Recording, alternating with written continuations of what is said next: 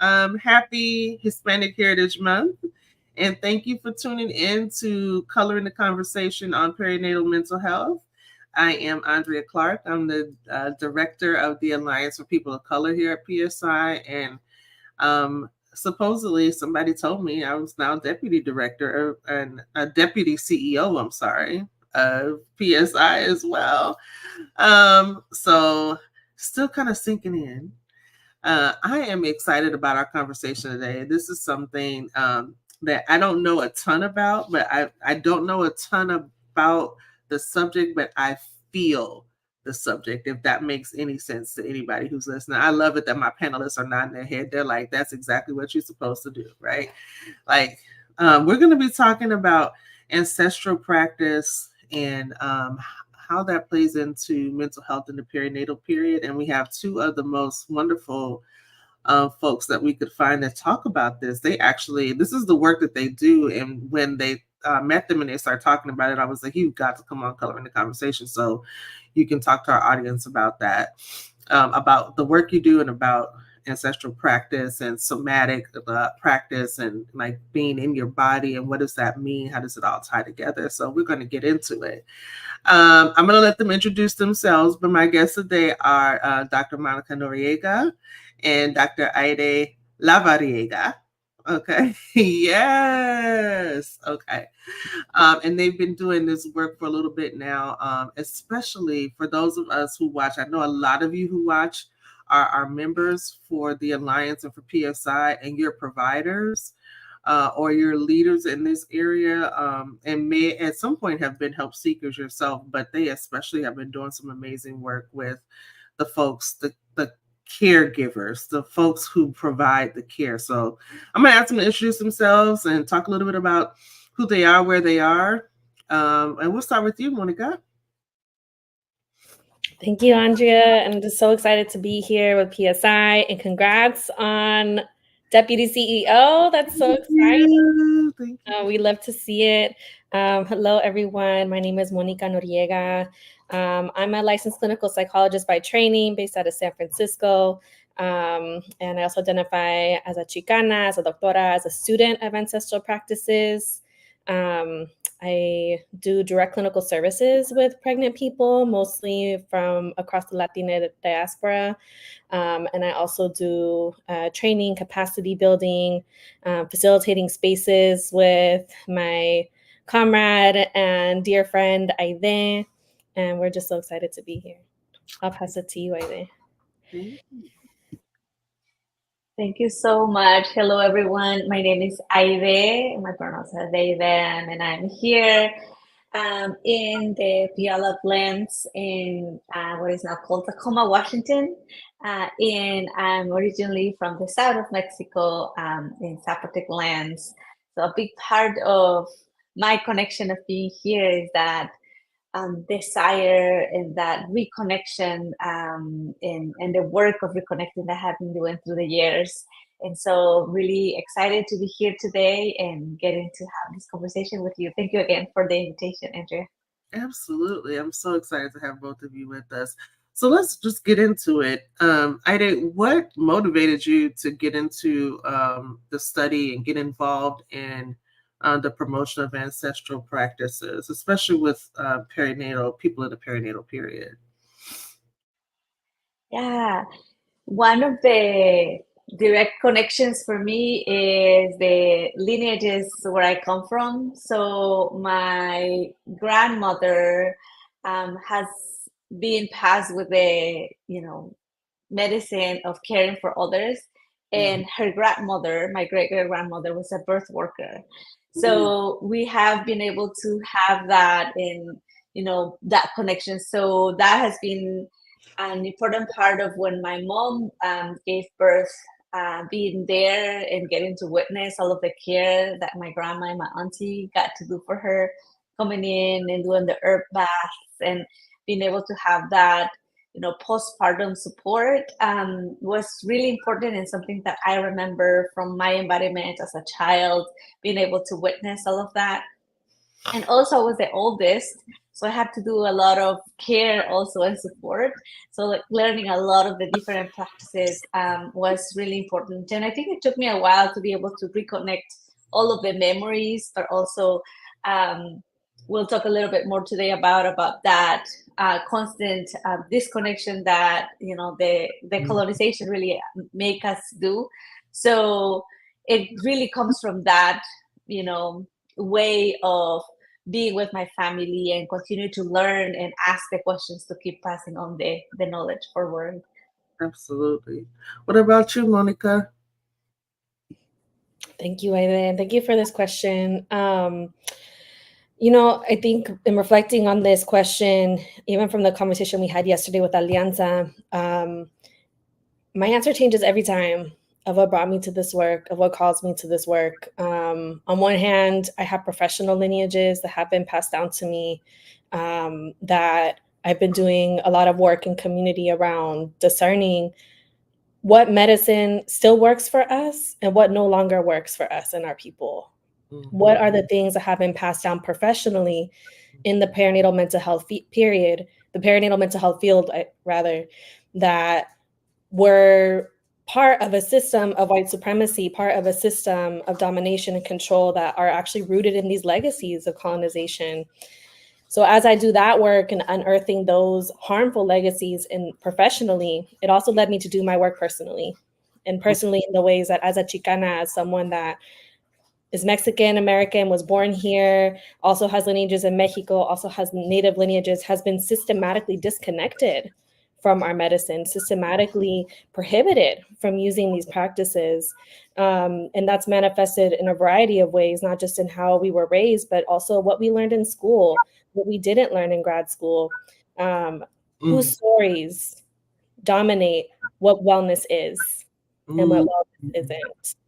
And so I think it kind of in weaving together my personal lineage work, my professional lineage work, also with my commitment to organizing and bettering our lived conditions, is what brought me here, and trying to look for solutions from the neck down. After being in school for many years, being taught to do the work all from up here. So yeah, that's my answer today. It might change tomorrow. Like that. Amen. I love it. I love all of that. So, Monica, how would you define, what do we mean when we say ancestral practice? What does that mean? It's a good question. When I think of ancestral practice, I think of the lessons, the stories, the rituals that we may not have always the words for, we may not always have written word for, but that live and are stored in our bodies, in our DNA, in the earth, in the land itself. And if we think of every culture in the world, every corner of the world, whether you identify as someone that is native to these lands or someone that has been displaced from your native lands over time, you will find practices that are rooted in your culture and your community. And so ancestral practices really refer to a way in being right relationship with our bodies, with the land, and with each other in a way to protect and promote life. So that's how I define it. But I'm sure if you ask, one of my mentors, our elders, they might have a different take on it. Well, Hayleé, how do you define it? I would remember that we all have the ancestral practices that have been, part of the different lineages that we carry, and there has been definitely through the project of colonization and capitalism a way to strip us of those connections. And definitely one way to access is through connection with the land. And some of the ancestral practices are sometimes, being able to remember that we are part of the ecosystem of all beings, right? That is not only our individual, but that we are part of all of it. And so starting in that recognition of the environments that we are in, and starting in the recognition of how to honor our ancestors. So like that is a really important part of that. How do we remember, 3,000 years ago, like going back to before the colonial period, before the atrocities that have been, put in the 500, 600 years ago. So like, how do we go back to this reconnection? I think like that is one of the ways to define those ancestral practices. And there's a lot of things that we continue to bring forward and reconnect to. And at the same time, there is some communities that have passed kind of like that fire and are able still to hold it in a way where there are specific ceremonies, where there are specific ways of holding these practices within the postpartum period. And where I'm coming from, one of those ceremonies is the cerrada, and we can talk a little bit more about that, the sealing ceremony. So like that is a way of, and in some places it's not considered like a ceremony anymore, but it is kind of like a practice that is part of. So those are some of the practices that we talk about when we say ancestral practices. Yeah, and I think even about the question that I just asked, right? And so, in thinking about, I want to give like the folks that are watching context for what we're talking about, and I'll ask you guys for some more specific examples related to birth work and the perinatal postpartum period. But I recognize, right, that in Western culture, really the the written word in particular is given privilege, right? And the ways of knowing and understanding sometimes are reduced to that.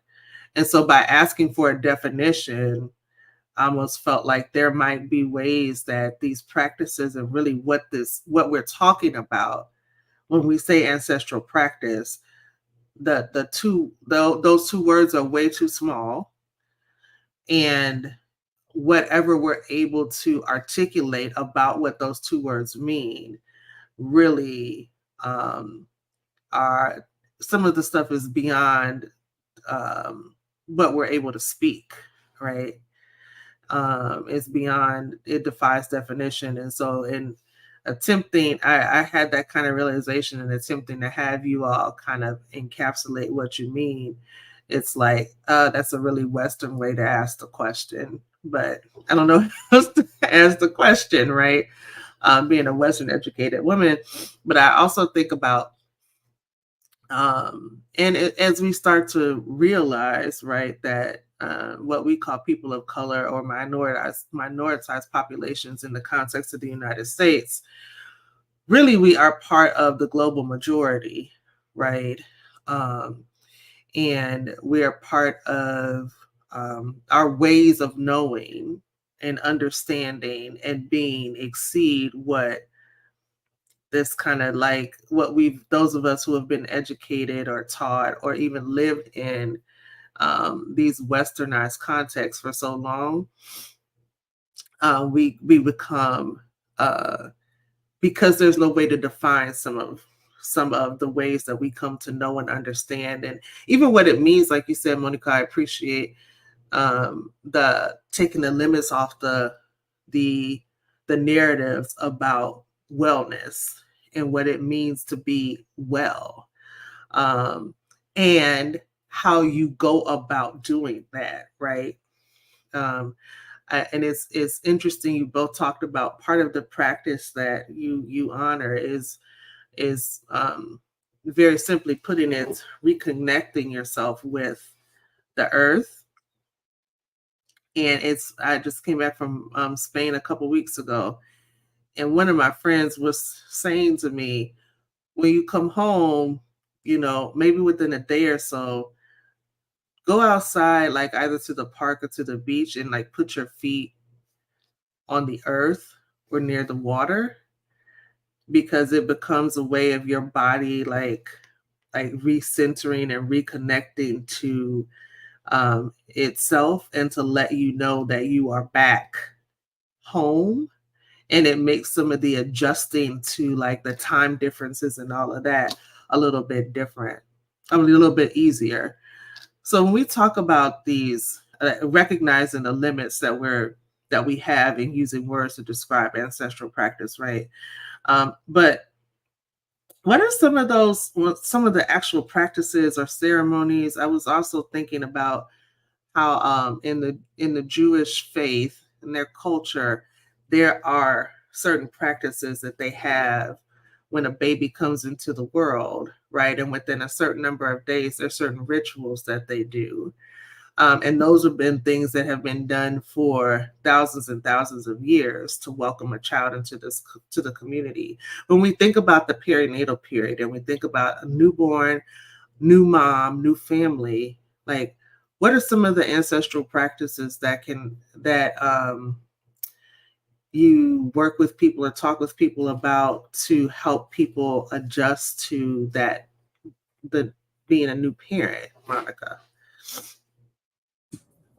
Thank you, Andrea, for that question. When you were talking, I was thinking of my own lived experience now, having been studying and receiving this medicine, giving this medicine to birthing people, and now going through it myself as someone that's in the third trimester of their pregnancy, and it's time for me to receive.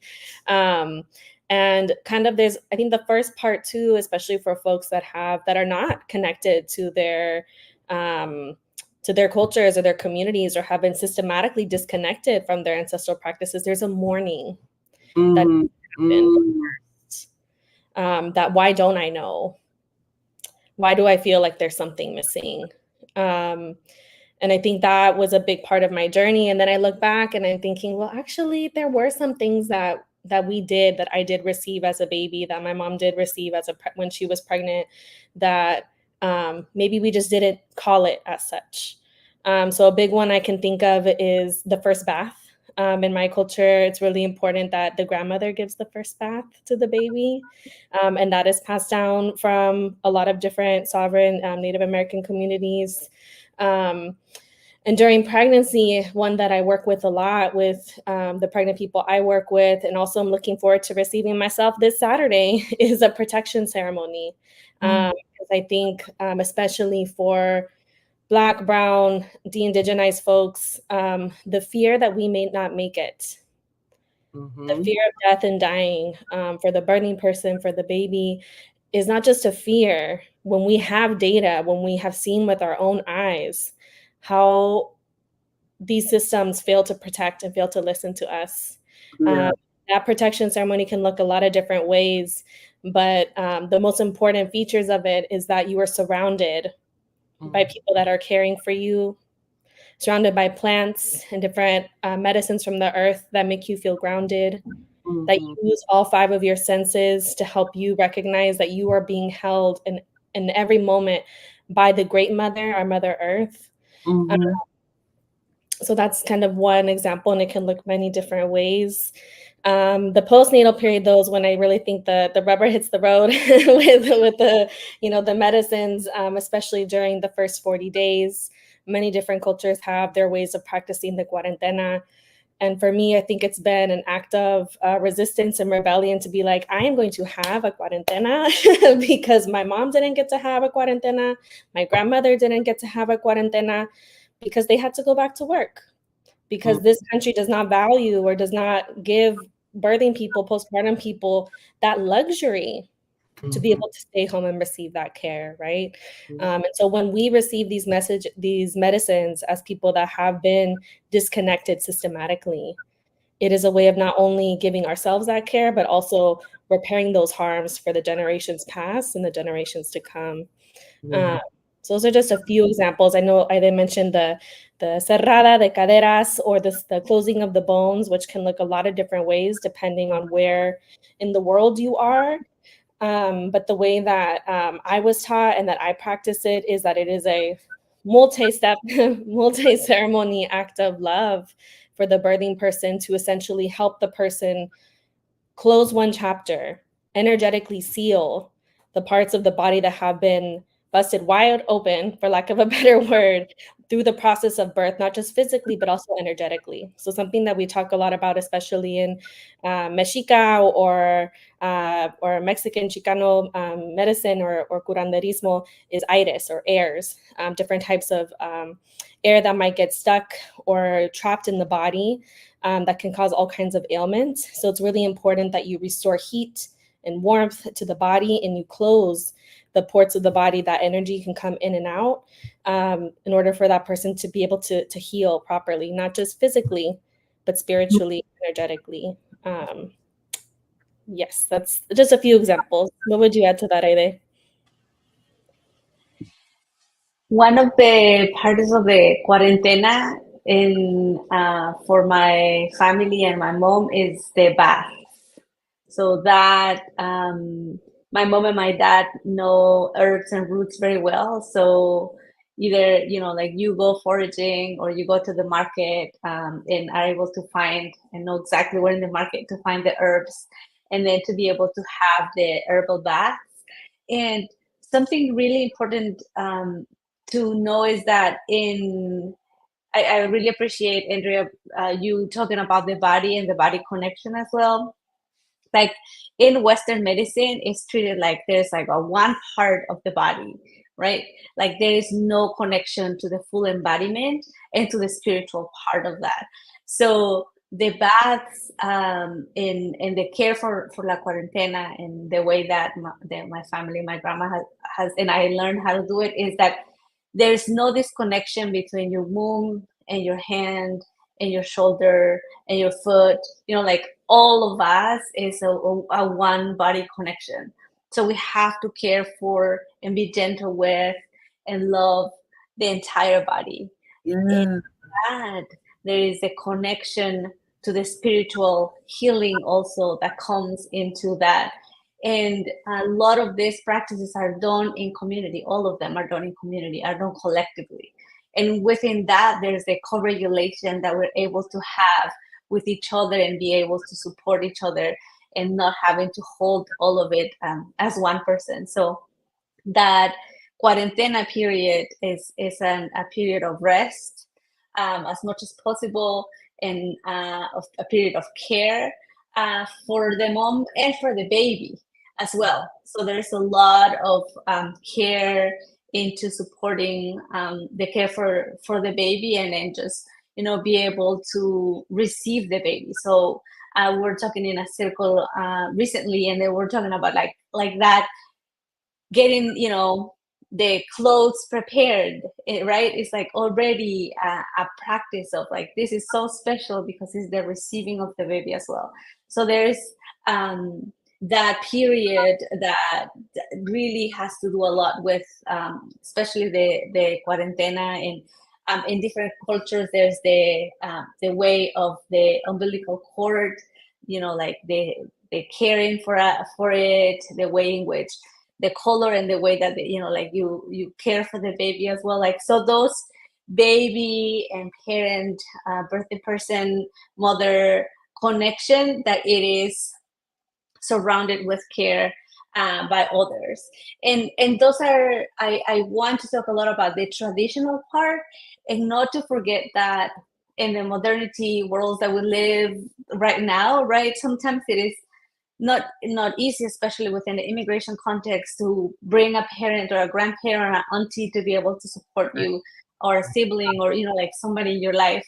And there is still ways to continue to reconnect. So the way that we have been socialized, and the way that capitalism and colonization push us to do, is like to forget, and sometimes to find ourselves in despair because we either don't have the language or the family person, or like that, something that feels like that direct tie to that. And so I want to kind of like bring in how this is knowledge by an elder here in the area. Her name is Linda, of how we cannot forget about like where we are right now, and how we interweave our ancestral practices with the current time. Yes. Right? There are times to like long and romanticize and expect that things will be like how they were before, but there's a lot of indigenous and Black feminism that combines into how are we looking into futuristic ways of being, Mhm. starting from like knowing where we come from, where we're going, and what we call living the future now, right? Like how do we bring in the past and these practices, and how do we carry them forward? And it's just a lot of, being able to weave all those knowledges to do that. Yeah, I love that you said that, because as you were talking, I was thinking about that. And so what is this? What does this look like? I think, Monica, you talked about one of the ceremony that you're going to have, this weekend, the protection ceremony. But I also think a lot of this, even Ida, as you were talking about the kind of ancestral view of our body is connected, right? And so the health and the well-being has got to be, if one part of my body is not well, then that means that, I'm not fully, like, holistically well. I'm not right. I'm connected to myself. That is really, it sounds like this, a different, like, extension of what a lot of people of color, our ancestral kind of way of being is. Individualism is not this, um, it's not the ideal. It's how the community and the collective and the whole operates as its own kind of system. And so if I'm thinking about how important community is to me as a person of color, I'm thinking about, then that informs the way that I look at my body, right? Like, it's not just my foot that is hurting. It's that if my foot is hurting, then that means my body as its own communal system is not communing with itself well.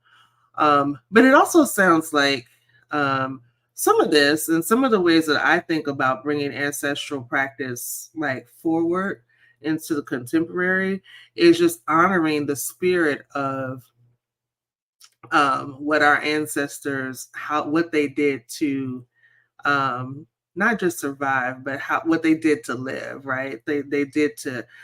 And a lot of that is countercultural depending on the context that you're in, right? But it is, especially I'm thinking about new parents' mental health.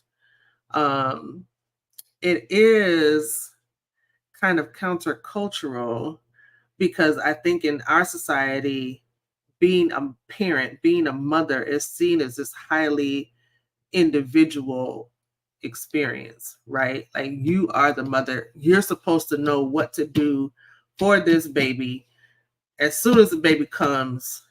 And if you don't know exactly what to do, then you are not being a good mother.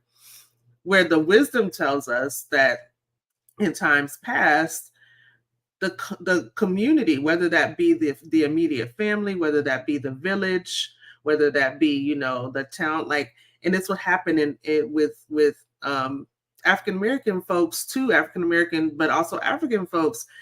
There's a period where you said that 40 days where people come in and they take care of you, right? And they hold the baby and they make sure the baby is fed and they make sure that you're getting rest. And I think of all of these kind of things that I heard after I had my child about how long you're supposed to stay in the house. Like, don't go out and see anybody. Let everybody come to you. Let us cook for you. Let us clean up the house for you. Let us hold the baby sometime, right? It wasn't this expectation of you're gonna do all of this by yourself. It is this expectation of the community. Like, my friend used to tell me all the time, you had a baby for us. You had a baby for us. Like, all of the all of the people, right? Because it's seen as a very communal experience. And but even in that, because I'm fighting in my mind with this Western ideal of what it means to be a good mom, um, resisting some of that, which is like that help, which is kind of a natural way of us being, right? Any other major life circumstances, it's just we're communal people. And so it was me fighting in my head saying I should be able to do this by myself without needing the help, that and that also kept me from seeking help for postpartum depression, right? So how do these practices, how can they potentially help with perinatal mood disorders? Yeah. Love this question, Andrea, because whenever I talk about perinatal mental health, I don't actually talk about them in terms of perinatal mood and anxiety disorders. I talk about them in terms of core fears and anxieties Mhm.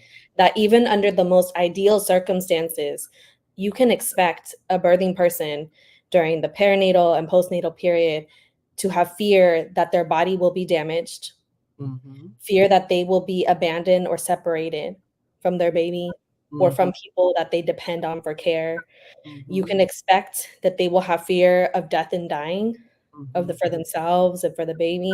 And you can also expect that they will old fears that we hold from childhood, that we hold from the ways that that society has treated our people and people that look like us are going to come to the surface. Mhm. And one of those fears that we talk a lot about in my program at UCSF at the Child Trauma Research Program is the fear of being bad, or that Mm. there's something inherently in you that Right. is.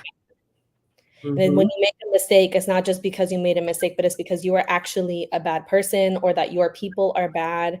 And when you come from communities that have been dehumanized, criminalized, and then pathologized when you get depressed or when you have anxiety or even, let's say, psychosis, because of the conditions you've been living in for generations, it's not because of the oppressive conditions you're living in, but it's because there's something in you that is bad or not or defective or Right. not good enough, Mhm. right? And so if we have this framework of understanding that even under the most ideal circumstances, those fears are going to come up. It's not always going to come up verbally. It's not always going to come up as a story or something you're aware of consciously, but the body is going to hold it. The Mhm. body is going to manifest it and work it through a variety of ailments.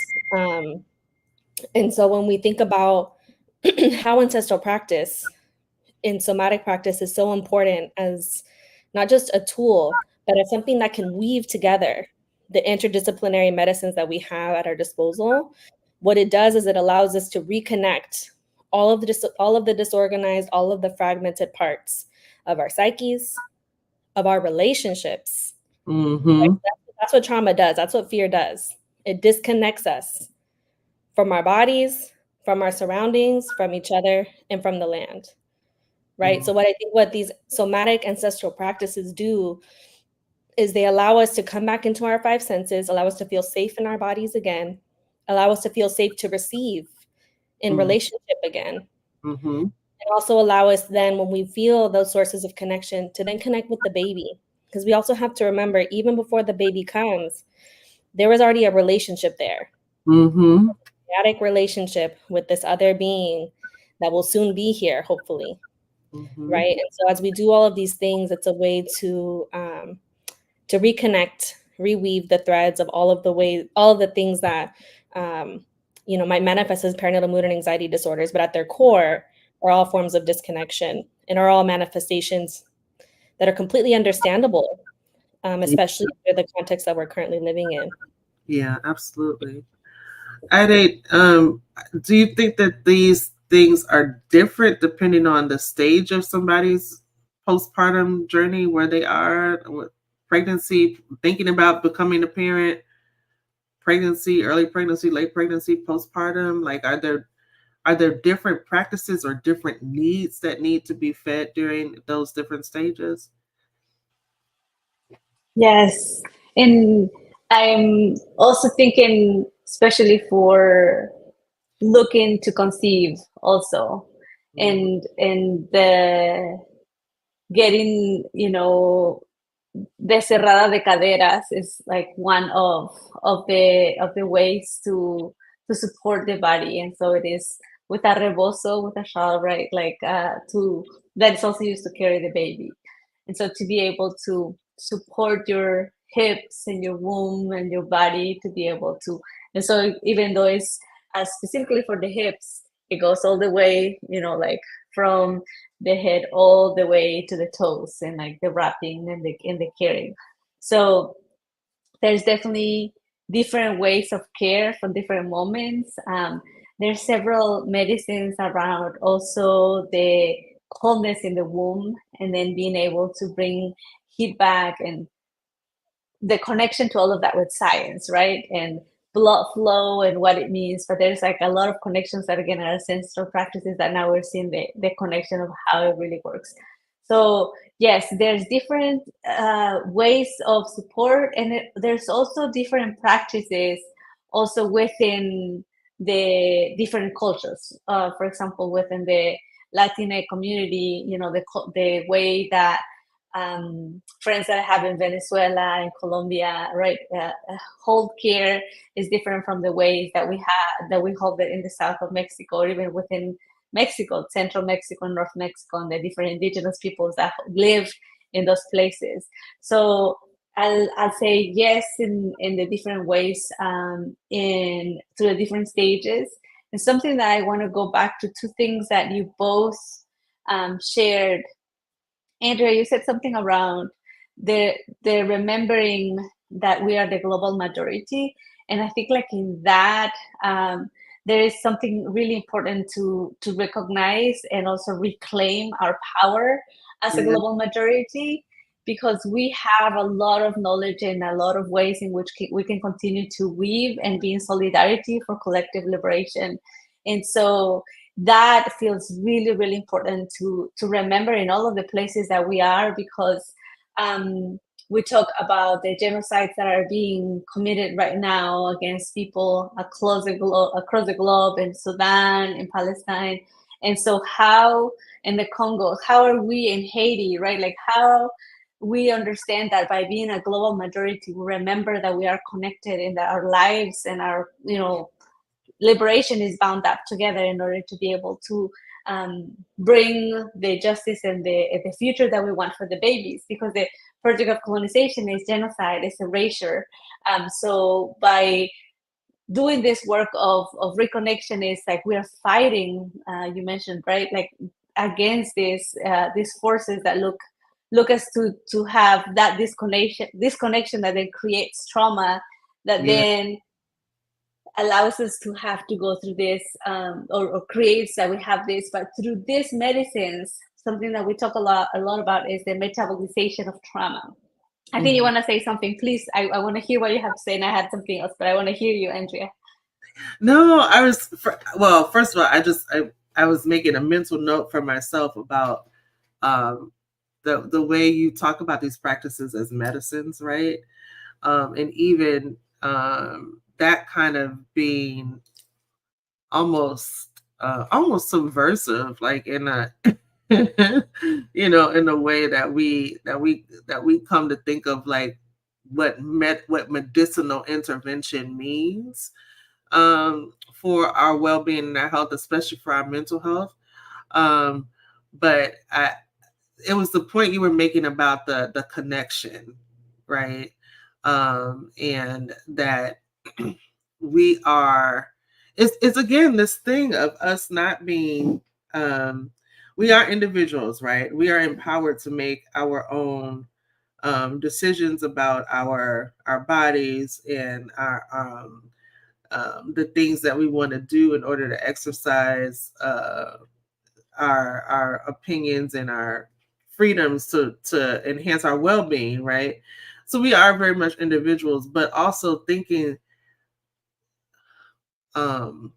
once it was a white woman said this to me a few years ago about individualism really being a manifestation of privilege in some ways, because the way we think about the collective, I think about this all the time being a Black woman, thinking about how my individual actions will reflect on the collective, right? People that I don't even know, that will never meet me, and so and who I've never met, but I know how stereotyping and kind of truncating things work.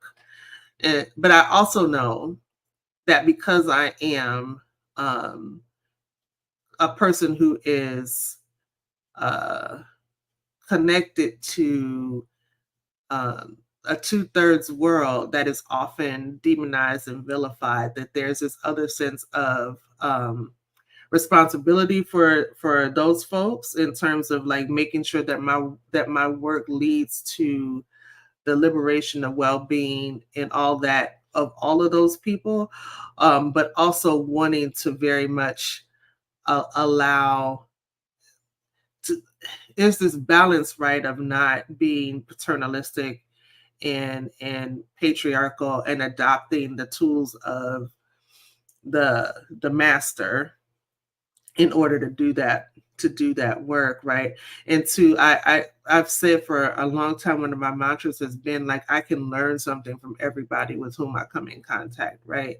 And so if I'm constantly posturing myself as a student, and so for what can I learn about what it means to be, to make this claim in theology, we call it an epistemological claim, like the ways of understanding of how you know things and how you know what it means to be can be informed by folks who I share this common kind of like lineage with that I've never met.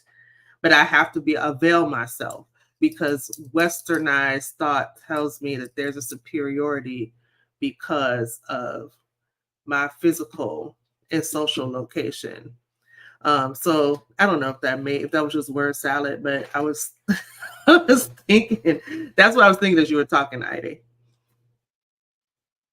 But I love that you're bringing your spiritual lineage, Andrea, and that epistemology, and weaving that with like the socio-political context, that isolation. So we know in the context of perinatal mental health that isolation is one of the key features and one of the biggest risk factors for every single perinatal mood and anxiety disorder in the book, right? And what you're naming, though, the connection you're making is that how we make meaning of that isolation is based very much on what we've internalized, Right. based on the individualist notions, the capitalist notions, the white supremacist sort of lie that if you're not doing it on your own, there's something wrong with you.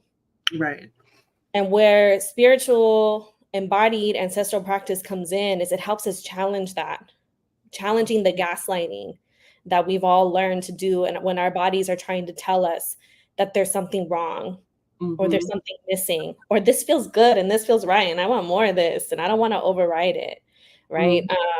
And so I think there's something just so beautiful there that you named about how when you bring in knowledge that is held from the neck down, it helps you make meaning of your surroundings in a way that is liberating, right? For you, for the birthing person, for the baby, and for future generations. Yeah. Go ahead. Yes. Yeah, and I really want to, connect this with somatic practice, right? Like, we are in these Zoom worlds, usually, interworlds where we can only continue to just see this part of our bodies, right? And like continue to center this, historically into the knowledge and the ways that in academia and, like the settings we get educated through the written word and all of this. So like then we forget about the rest of our body. We forget about often, right? Like this other wisdom that we're able to access through our bodies. Because I think like there's, I'm thinking of Dr. Shin Wright that talks a lot about, like the moving from trauma, right? Like to healing centered ways of knowing and being. Like I feel like that is so connected with somatics because we talk a lot about the trauma of the body. Usually we talk a lot about the epigenetics as well, and I think like there's within the somatic practice an invitation to remember the wisdoms, also the knowledges that we carry in our bodies, and we also have access to the survivance, the resilience, and the beauty that comes in our bodies as well. Because we are here and we have these bodies, which means that we carry these generations of people who have lived before us, who have passed this knowledge to us. So like the somatic practice connected with the ancestral practices, the healing practices, and the other ways of knowing are also a lot of reclamation of our dreams, reclamation of who we are as people right now. So that feels really, really important to connect into what we're doing. And something else that I feel like it's important to talk about is, and I'll ask you the question, Moni, and around, we talk a lot about how this is not isolated, and you brought it up, Andrea, around this is subversive, right? Because we're not expected to do this. We're not taught to do it. Like there's not a lot of conversations like this. I feel like there's a movement that we're part of and students of. But we talk about this as a political act. So I think like my question to you, Monica, because we were talking about this yesterday, is around like, how does this connect with social justice? I can talk more, but those this is the connection that Monica made yesterday. So I would love to hear from you too.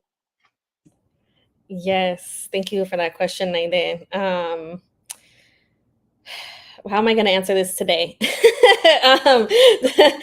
I love that it's not a static answer, by the way. No, this work, it can never be. It can, and it should not be. But when I think of how, somatic and ancestral practice is connected to social justice during the perinatal period. So with birthing people, with people that care for birthing people, I think a lot about how, first of all, how Black midwifery, Indigenous midwifery, Brown midwifery was literally outlawed. Was outlawed, was criminalized. People died protecting these practices for various Indigenous communities, not just here on Turtle Island, but in many other parts of the world.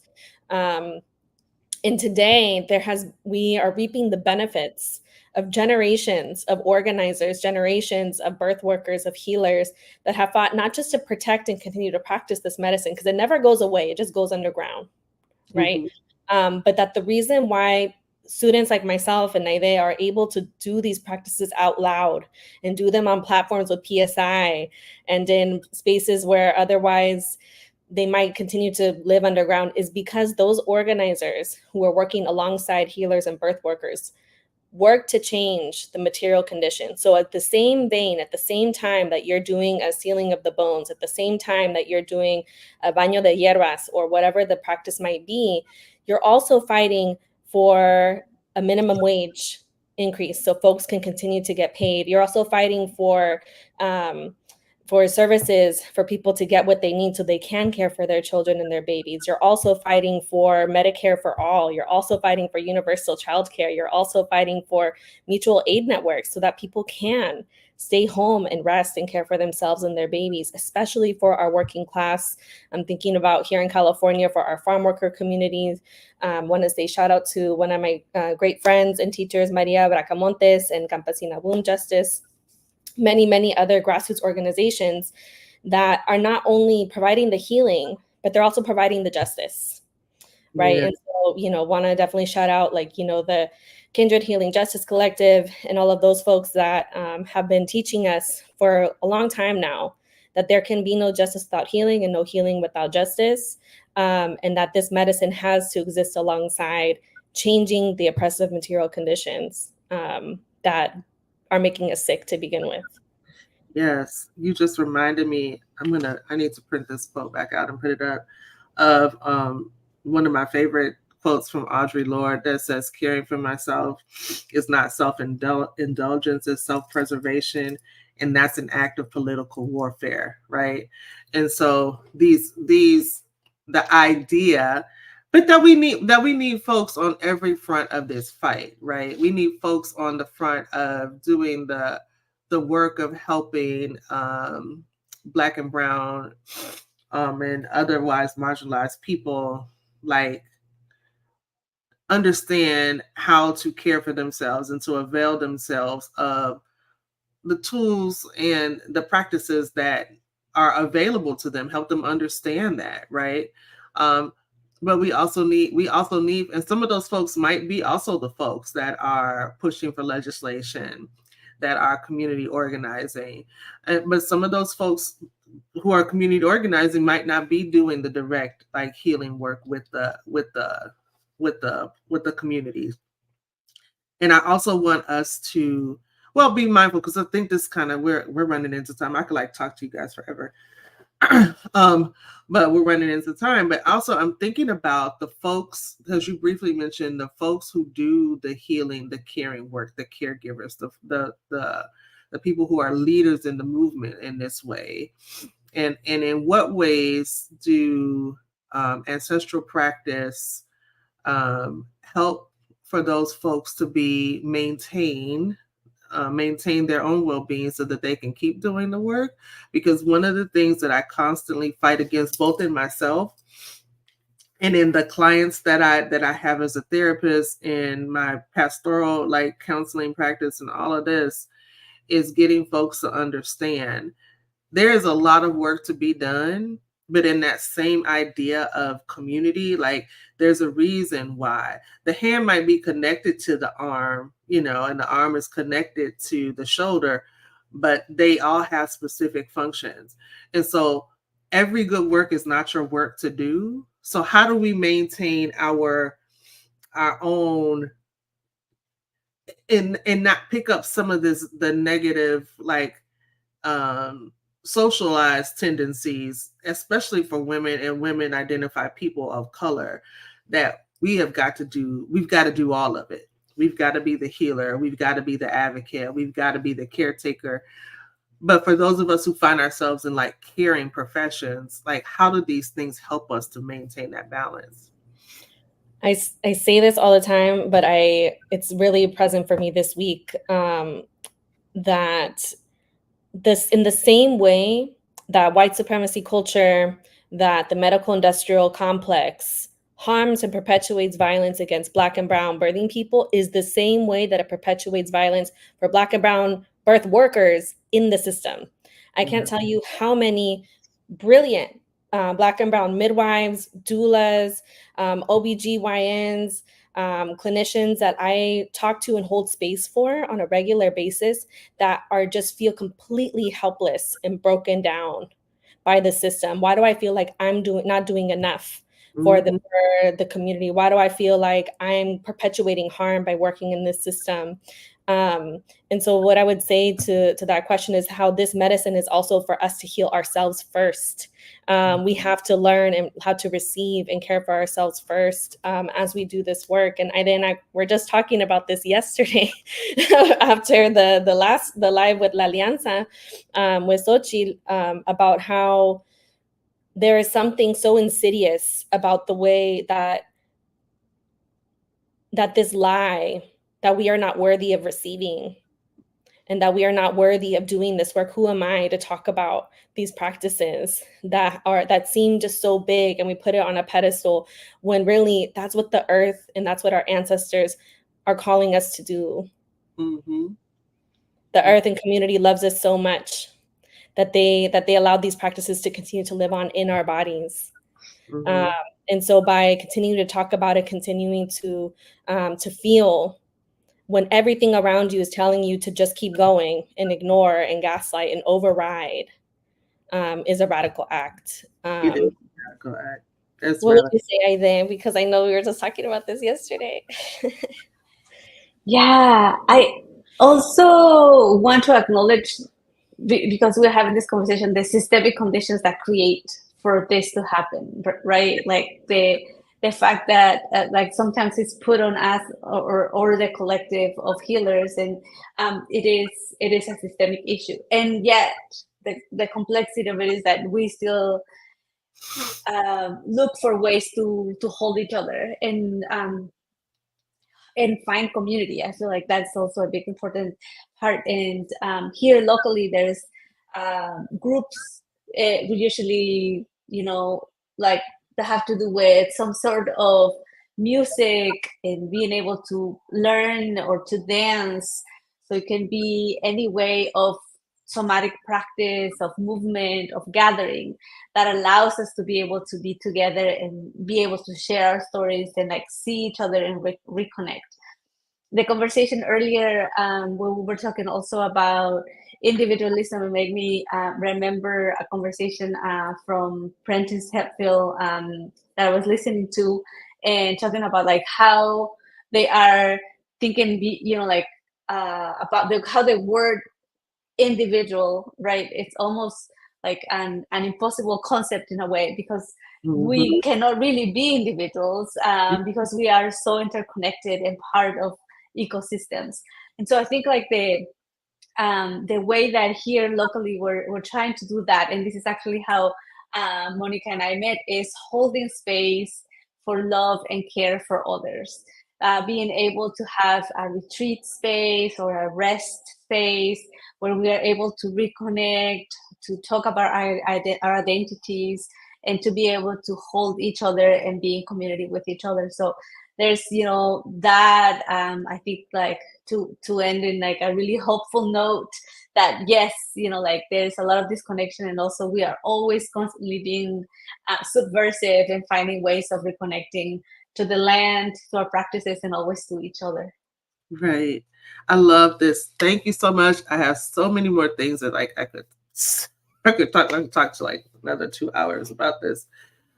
So thank you so much, Monica. Thank you so much, Hayleé. It's just been a great conversation.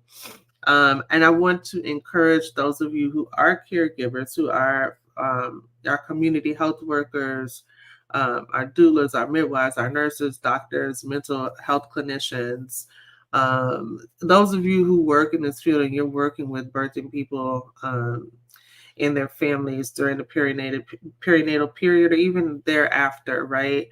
One of the things that I've heard, and I can't attribute it to either Monica or Ida, because I feel like it came from kind of this organic, maybe both of their voices, but there is being connected to your body means that you are in tune with the language that your body speaks to you, right? And so it means that, and I've had to learn this week, as I've not been feeling well in ways that I had not felt well in these ways before. But that our body is talking to us all of the time, right? And that part of honoring our ancestors is to listen to what, and sometimes it might be even be my ancestors like poking me in these ways, right? Literally, that I can feel physically, but it's part of what we do to honor them is to listen to what our bodies tell us. And when our bodies tell us to sit, when our bodies tell us to rest, when our bodies tell us to cancel the meetings for the day, that we listen to that. I said this at our meetup at the conference, is rest is actually an act of resistance. It's countercultural, right? And as I walked through the African American History Museum in DC in July, and I looked just kind of from slavery up to the present day at the displays there, it reinforced for me why it's important for me to rest.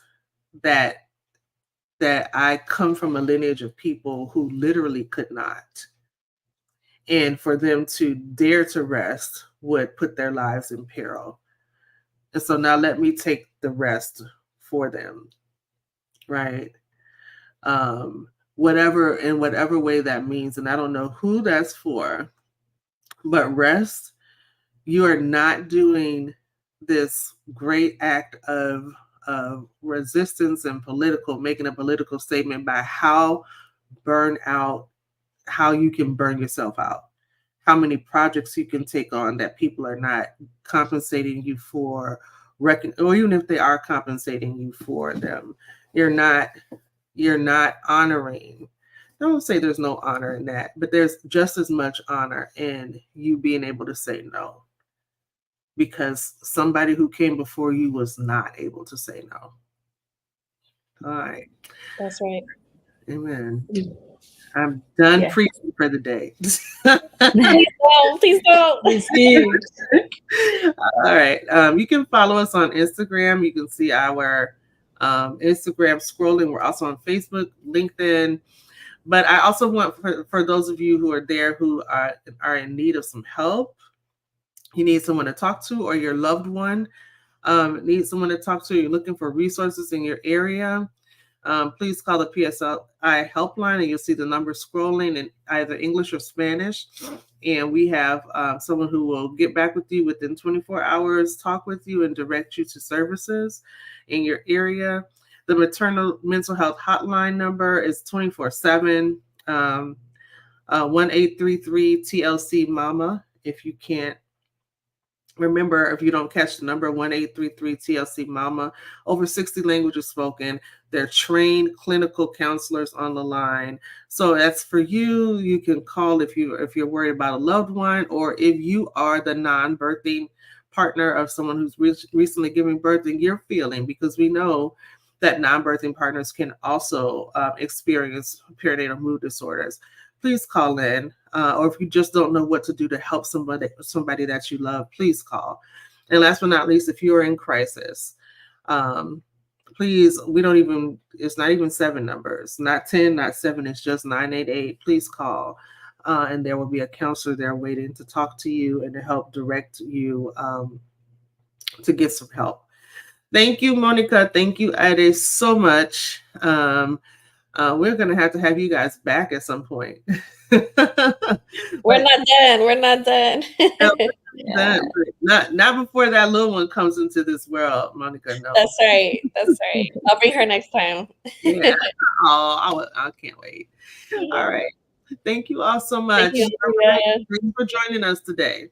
All right. Take care, everybody.